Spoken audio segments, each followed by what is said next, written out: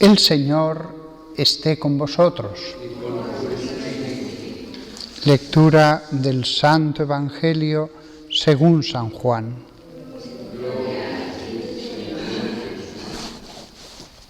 En aquel tiempo, Jesús se apareció otra vez a los discípulos junto al lago de Tiberíades, y se apareció de esta manera. Estaban juntos Simón Pedro, Tomás, apodado el Mellizo, Natanael, el de Caná de Galilea, los Zebedeos y otros 2 discípulos suyos. Simón Pedro les dice: «Me voy a pescar». Ellos contestan: «Vamos también nosotros contigo». Salieron y se embarcaron, y aquella noche no cogieron nada.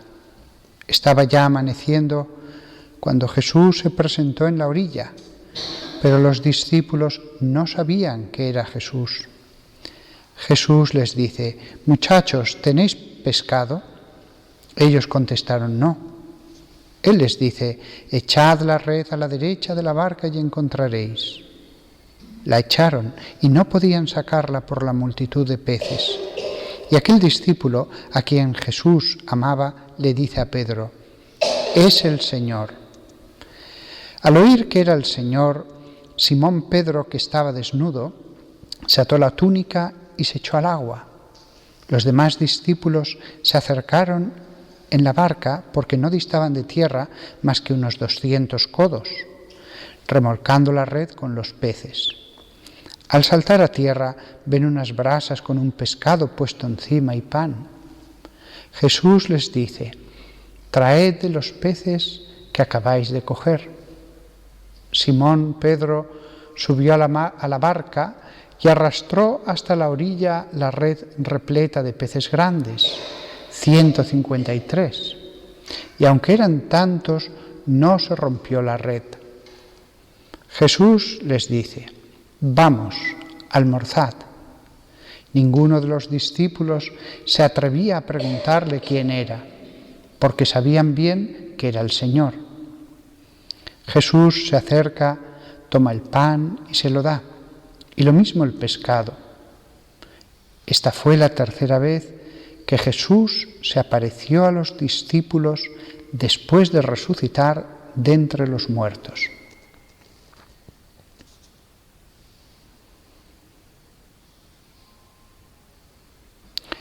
Palabra del Señor per evangelica. Leantur nostra delicta.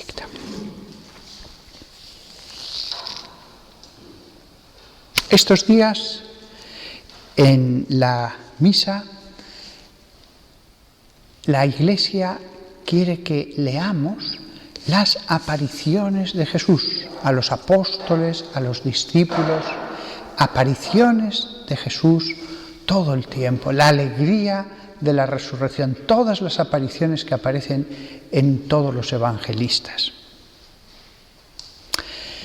Podemos contemplar con la imaginación cada una de las escenas. Y ese es mi consejo, que en la oración personal de cada uno nos sumerjamos en esas escenas. Nos pongamos en un rinconcito y la contemplemos. Hace más años me atrevía más a intervenir en mi oración, pero ahora me considero, lo digo sinceramente, menos digno y prefiero contemplar y ponerme en un rincón y no tan cerca, además de los apóstoles. El Evangelio así es vivido, forma parte de nuestra vida. Nos lo contemplamos y tratamos de que nos influya como les influyó a los 11. Ahora bien, otra forma de vivir el Evangelio es la misa. En la misa podemos recorrer toda la vida de Jesús, incluso antes de su encarnación.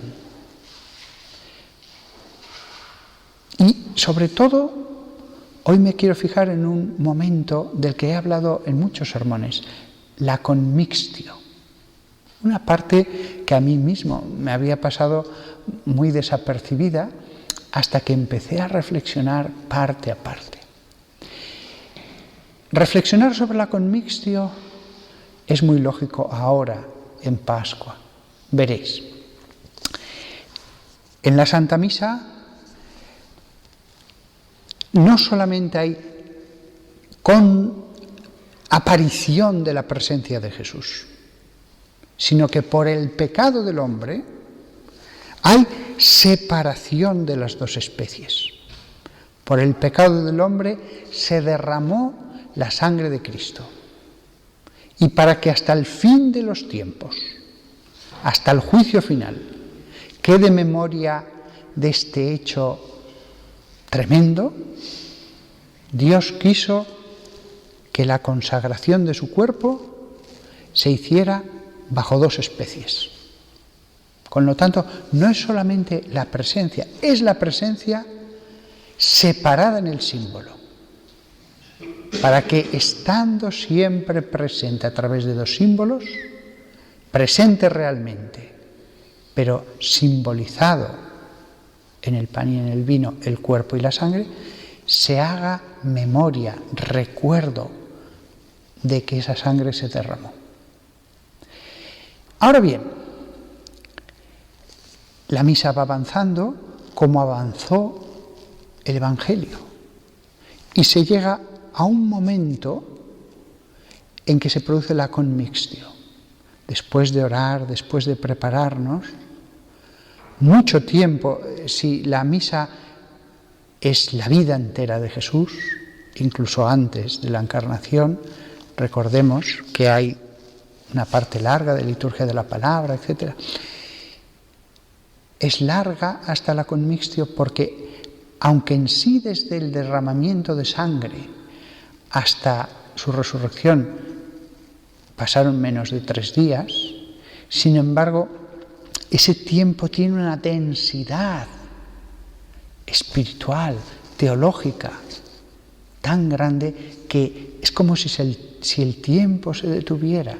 Tuviéramos que meditar y volver a meditar cada minuto de ese tiempo, entre la sangre derramada y la resurrección.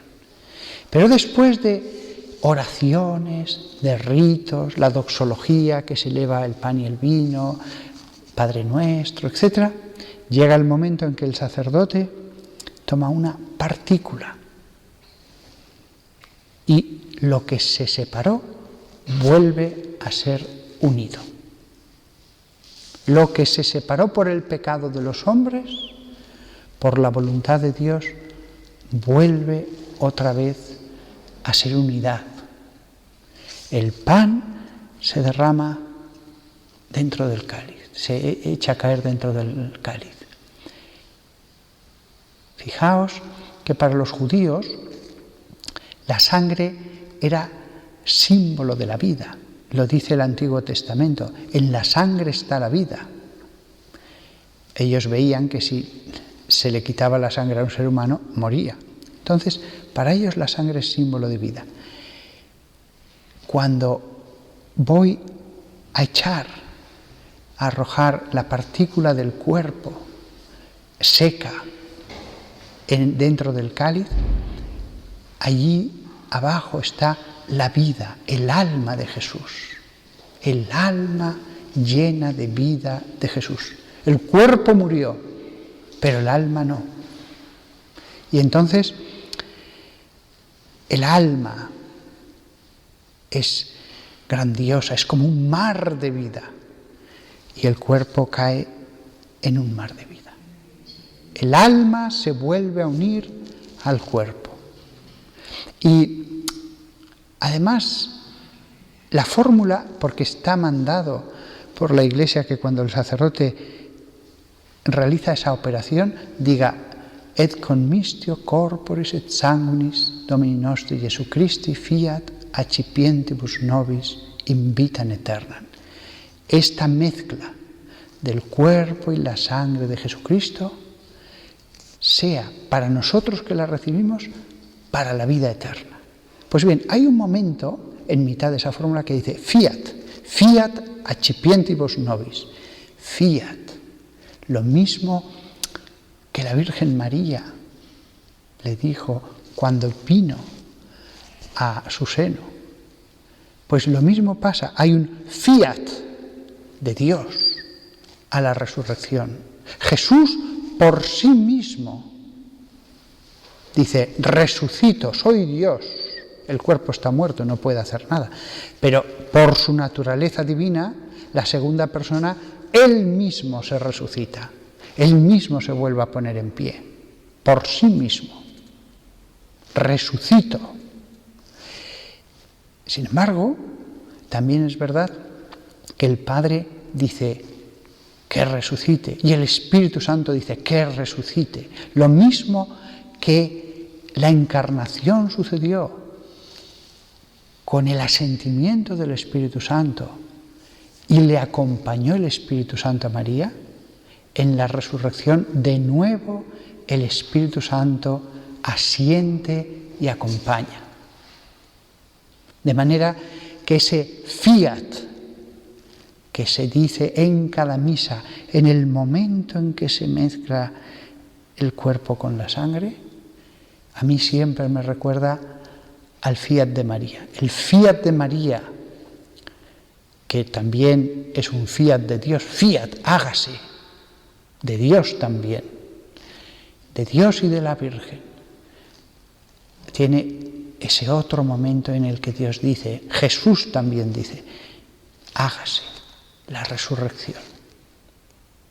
Y en ese momento el sacerdote se arrodilla. Fijaos lo que dijo una vez el Papa Juan Pablo II, omne trinum perfectum, todo lo trino es perfecto. El pan consagrado, el vino consagrado, dos, pero después la tercera cosa, la commixtio, símbolo de la resurrección. Me parece tan perfecto lo que la liturgia pone ante nuestros ojos.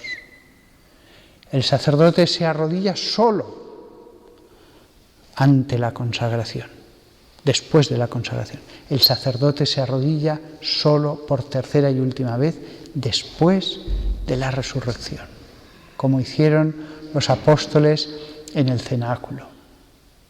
Vivir en cada misa el memorial de la resurrección, el recuerdo de la resurrección. Siempre en mis sermones he insistido mucho en la misa como memorial de la pasión, sobre todo de la cruz. Pero también hay varios momentos, el aleluya, el momento de la commixtio, como símbolo de la resurrección. Que vivamos esa alegría. Ya no es simplemente que leemos el Evangelio, es que verdaderamente el cuerpo de Cristo se une a su sangre. Ya no es que tengamos en nuestras manos páginas como cuando lo leemos en la iglesia o en nuestra casa. Ya no tenemos páginas, tenemos el cuerpo de Cristo. Cuando yo realizo esa operación, me quedo contemplando el cuerpo sumergido en ese mar de vida que es la sangre. En la sangre está la vida. Y eso ocurre ante todos. No pudimos estar en el sepulcro, pero el memorial de la resurrección ocurre a los ojos de todos. Y todos nosotros, si pudiéramos ver qué efecto tiene eso, ese rito sagrado, fiat accipientibus nobis in vitam aeternam, es un efecto para la vida eterna. La fórmula es muy amplia y general, para la vida eterna. Pero verdaderamente, ¿qué efecto tendrá cada rito de la misa? Efecto de gracia, efecto de gracia. Y desde luego podemos tener tantas gracias en ese momento, como si estuviéramos delante de la losa del sepulcro. Podemos cada día estar de algún modo con el Espíritu ante la resurrección de Cristo. No es una cosa que pasó una vez, cada día. Dije ayer en el sermón, la misa como cena con el Señor, sí, pero la misa también como estar en el sepulcro de la resurrección. Aunque también es verdad que ocurre en el cáliz, símbolo de María. María en espíritu estaba en el sepulcro. Y la resurrección como hecho físico sucedió en el sepulcro, pero solo en el cielo comprenderemos lo que supuso la visión del resucitado en el seno de María. No es simplemente alegría. A veces los santos han recibido la transverberación o los estigmas. No es algo solamente físico. Ocurrió algo espiritual en ese momento en esos santos. Recibieron unas gracias tan impresionantes que ocurre un hecho físico externo, como es los estigmas de San Francisco, u otras cosas externas visibles. Ya no es una simple gracia invisible, que es algo tan grande que trasciende lo invisible. Pues con María podemos ver la aparición del crucificado y el abrazo que le dio como fenómeno místico. Real, ocurrió, le tocó su cuerpo, pero al mismo tiempo, ¿qué efecto tuvo en María? Solo en el cielo lo sabremos. Desde luego estoy convencido de que la salud de María, por el sufrimiento que tuvo en el Calvario, quedó tan quebrantada que hubiera quedado ya enferma para morir, es mi opinión, en pocos días. Pero en ese momento ella, incluso físicamente, también resucita y es restablecida y la salud vuelve a correr por sus venas.